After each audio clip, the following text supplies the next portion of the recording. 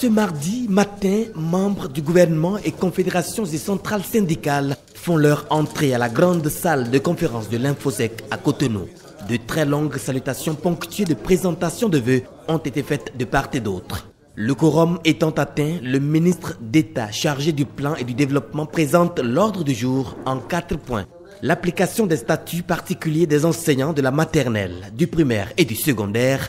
Les échanges sur le relevé des conclusions des négociations entre le comité gouvernemental et le collectif des syndicats du secteur de la santé. La coordination entre la FNRB et la CNSS et les questions diverses.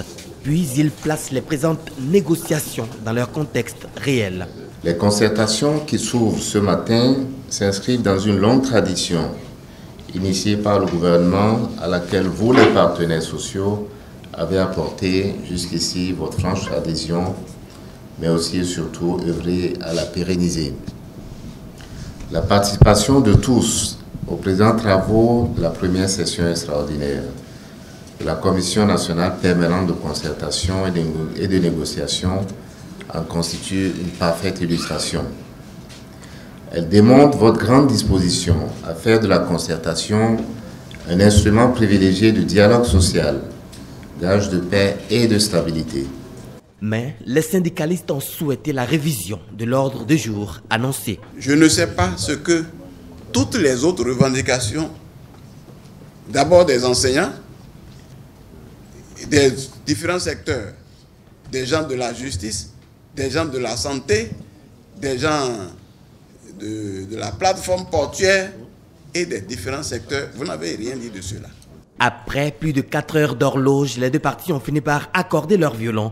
Elles ont convenu de 8 points de discussion pour cette première session. Nous avons ensuite abordé le premier point de cet ordre du jour qui était consacré essentiellement à la question des libertés. Je crois que nous avons épuisé ce point des discussions ce matin. Nous reprendrons vendredi matin à 10h sur le second point de l'ordre du jour qui concerne donc les sujets liés au pouvoir d'achat, à l'évolution du SMIC, qui est un sujet qui tient beaucoup au central et bien sûr au gouvernement lui-même. Nous allons poursuivre les débats sur les différentes questions, à savoir les questions de la santé, les questions des enseignants. Et nous avons dit que pour tous les secteurs qui sont en grève et qui ont des motions déposées sur la table du gouvernement, il faut qu'on aborde ces questions-là, secteur par secteur, et que les représentants des secteurs soient là pour qu'on discute. Rendez-vous donc vendredi pour la suite des discussions avec pour objectif primordial attendu la compréhension mutuelle au service de la paix.